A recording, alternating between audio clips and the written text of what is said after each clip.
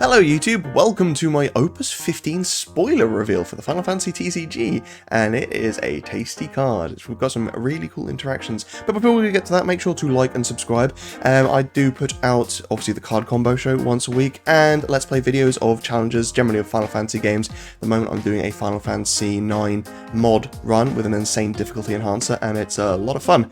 Anyway, card. So, this card is It's from a set that I wasn't, or not set, a category that I wasn't sure was getting much support this set, but actually it's getting some decent cards, and it is none other than Shinrio Celestia. So, Shinrio Celestia is a 4CP 8k water forward. Shinrio Celestia is also card named Celestia in all situations. When Shinrio Celestia enters the field, you may put one character you control into the break zone. When you do so, choose one forward. It loses 7,000 power until the end of the turn. When a category type 0 character you control is put from the field into the break zone, choose one forward. It loses 3,000 power until the end of the turn. So, a very good card. Kind of leaning into that thing that Water likes to do, where you sack off some of your own stuff to kill your opponent's forwards like Famfrit or Luzaf. But what's great about Shinryu is that it can actually break your backups as well, or put the backups into the break zone, which means that you can make room for more backups, or you synergize that with other abilities as well. Not to mention that if you put a type 0 character into the break zone, you get to minus 10k something, which is excellent. And if you really wanted to, Shinryu can actually put itself into the break zone, so you just pay the 4 CP to minus 10k something if you really wanted. Anyway, just like the card combo show, I'm going to show you some of the cool cards that this card can be comboed with. Well, try saying that 10 times fast.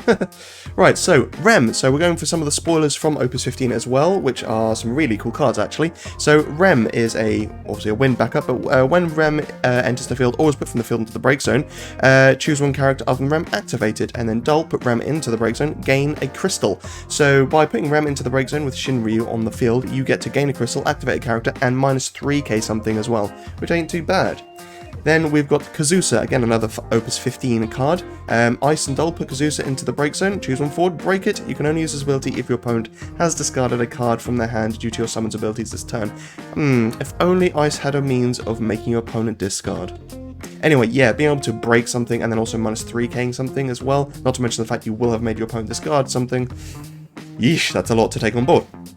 Then we have Hundlegs, so some of the older cards as well. So Hundlegs isn't an amazing forward. When it enters the field, you get to choose something and dull it, but also when it's put from the field into the break zone, you get to dull something as well. So you can play Shinryu to then put Hundlegs into the break zone to dull something, and then also minus 10k something as well, because 7 from the entry effect, and then 3 because it's a type 0 card being put into the break zone.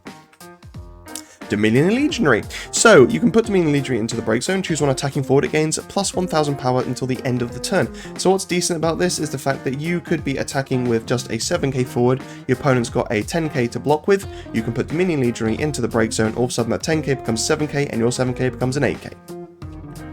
Similarly, you've got Zydo, so he can dull and be put into the break zone to choose a forward and give it first strike, or if it is a category type 0 forward, it gains haste and first strike. But again, it's a similar sort of thing. You could be attacking with a 7k, your opponent blocks with a 10k, you can then use Zydo to make your forward a 7k first striker, and your opponent's forward just a 7k. So even though they are the same power, first strike will take precedence and still kill the blocking forward. Garland. So obviously Shinryu can put a backup into the break zone, at which point you might as well draw a card off of it as well, using something like Garland. And if you want to play even more into that, how about playing something like Thordan? Or there is also Larsa backup as well, 6 CP Larsa. When he's put from the field into the break zone, you get to draw a card. So by playing Shinryu and putting Thordan into the break zone with Garland on the field, you get 2 cards to hand and minus 7k or something. Pretty decent. And then you got Trapdoor, so when Trapdoor is put from the field into the break zone, choose one forward your opponent controls, break it. It doesn't matter if Trapdoor is a forward or not, just as long as it's put from the field into the break zone, you get to kill something. So you get minus 7k on one forward and get to break another. Then you got Ultros, what a great way to get the Ultros engine started up. Yeah, put Ultros into the break zone, you may remove them from the game, take the top 5 cards from your deck, put them in the break zone. If there's an Ultros there, play it onto the field. Obviously there's an Opus 15 Ultros as well, so there's 4 Ultros cards now, I think. So there's a lot of fun to be had with these cards, and they're hilarious. I made an Ultros deck recently, and it's so much fun to play. I really recommend it.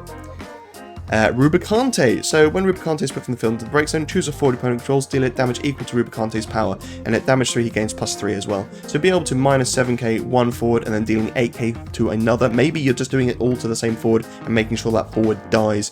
I mean, it's a good way to be able to take out a couple of things if you want to, though. Ovalia. Now this is where things get fun. So I mentioned that you can put Shinryu into the break zone in response to its own effect. So it enters the field, it chooses itself, and would put itself into the break zone, at which point it would minus 7k plus minus, including minus 3k, so minus 10k something. But if you use Ovalia on the stack, it means that Shinryu would re-enter the field, trigger itself again, and if you wanted to, you could put Shinryu back into the break zone again. So you've paid effectively 7k, but you've managed to make 2 of your opponent's forwards minus 10k, which is pretty good. The chances are you probably, when it re-enters the second time, you want to put something else into the break zone, but still, perfectly fine. Maybe go for something like Little Porum to get yourself a summon back to hand, and minus 7k something to your opponent's board.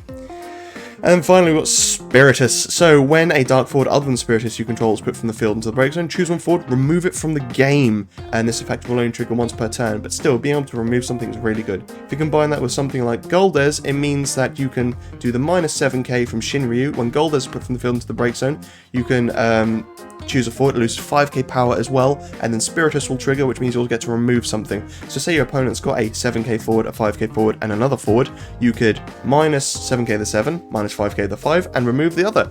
You've taken out 3 forwards from playing Shinryu. Pretty decent. Anyway, yeah, I thought Shinryu was a really cool card. It's got some really good effects, and it doesn't rely on the Type 0 engine too much either. It does benefit from having some others there, and, you know, there are some decent Type 0 cards that can just fit into any deck anyway, especially something like the multi-element Moogles and whatnot.